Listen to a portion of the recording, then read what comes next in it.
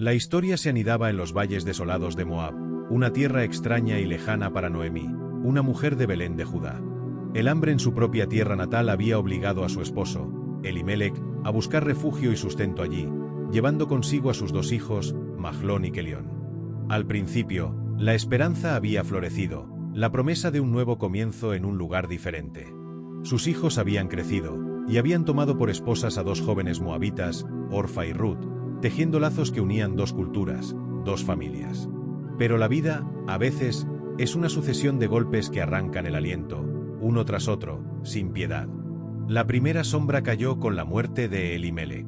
El pilar de la familia se desmoronó, dejando un vacío que el tiempo, lejos de sanar, solo profundizaba. Luego, 10 años después, la tragedia volvió a golpear, implacable. Mahlón y Kelión, sus amados hijos, también fallecieron. En un abrir y cerrar de ojos, Noemí se encontró despojada de todo, viuda, sin hijos, y en una tierra ajena donde el eco de su dolor resonaba en cada rincón. La alegría se había evaporado, dejando solo un regusto amargo en su boca. Vacía me fui de aquí, se diría a sí misma, con un nudo en la garganta, y vacía me ha devuelto el Señor. La amargura la había envuelto como un manto pesado. Ya no había razón para quedarse en Moab. La noticia de que Jehová había bendecido de nuevo a su pueblo en Belén, dándoles pan, encendió una pequeña chispa de esperanza, el regreso. Pero ese regreso sería en soledad. Con un corazón destrozado, Noemí decidió emprender el largo camino de vuelta a Judá. Y con una bondad que rozaba la desesperación, instó a sus nueras a quedarse. Id, volveos cada una a la casa de su madre. Jehová haga con vosotras misericordia, como la habéis hecho con los muertos y conmigo. Su voz se quebró al bendecirlas, pidiéndole a Dios que les concediera hallar reposo en nuevos hogares, junto a nuevos esposos. Con un dolor palpable, las besó, y las tres alzaron sus voces en un lamento, un llanto compartido que resonaba en la vastedad del camino. Orfa, con lágrimas en los ojos y el corazón dividido, finalmente cedió ante las súplicas de Noemí. El apego a su familia, a su tierra, la llamaba. Tras un último abrazo cargado de tristeza, regresó a su pueblo, a sus dioses. Pero Ruth se aferró a Noemí con una fuerza que desafiaba la lógica, una terquedad nacida de un amor profundo e inexplicable. Noemí, viendo su obstinación, le insistió: mira, tu cuñada se ha vuelto a su pueblo y a sus dioses, vuélvete tú tras ella. Pero la respuesta de Ruth fue un torrente de palabras, una declaración que trascendería el tiempo, grabada a fuego en el corazón de la historia.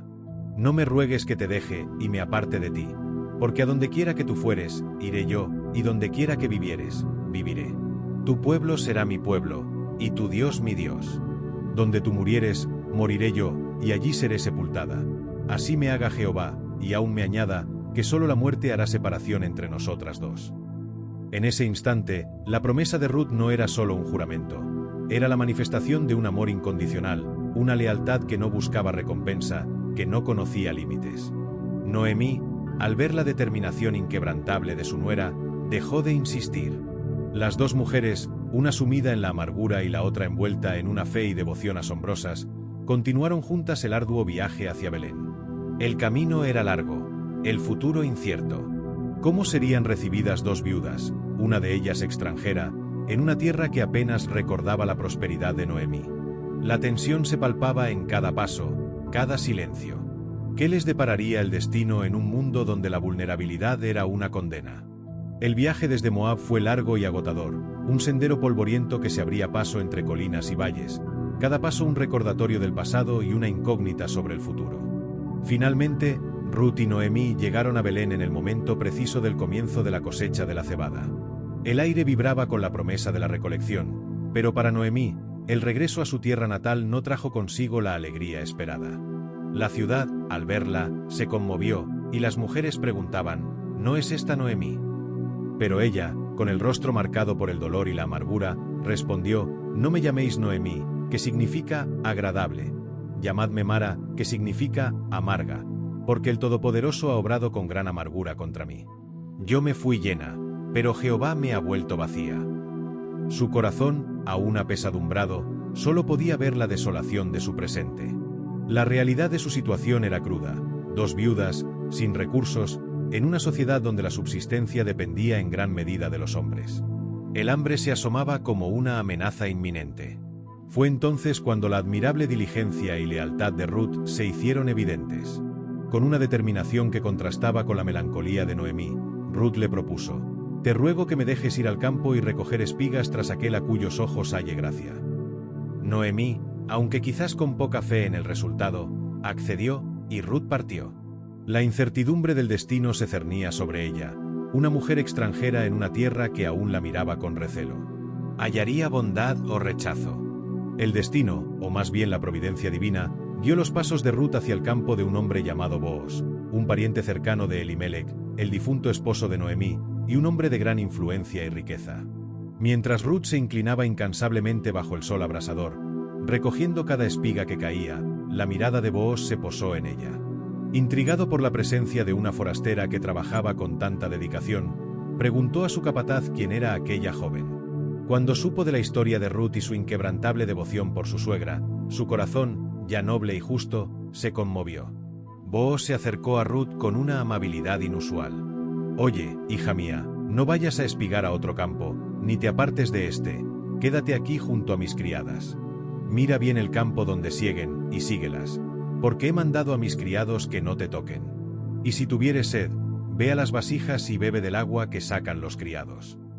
Ruth, abrumada por tanta bondad inesperada, se postró rostro en tierra y le preguntó: «¿Por qué he hallado gracia en tus ojos para que me reconozcas, siendo yo extranjera?».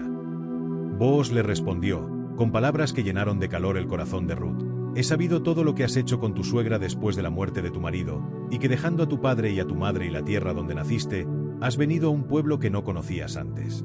Jehová recompense tu obra, y tu remuneración sea cumplida de parte de Jehová Dios de Israel, bajo cuyas alas has venido a refugiarte».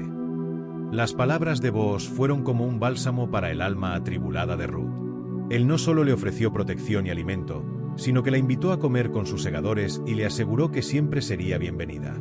Cada día, Ruth regresaba a casa con una abundante cantidad de grano, y Noemí, al ver la provisión constante, comenzó a preguntarse quién era ese hombre tan generoso. Cuando Ruth le contó que había estado espigando en el campo de Booz, la luz regresó a los ojos de Noemí. «Bendito sea de Jehová, aquel que no negó su misericordia a los vivos y a los muertos», exclamó.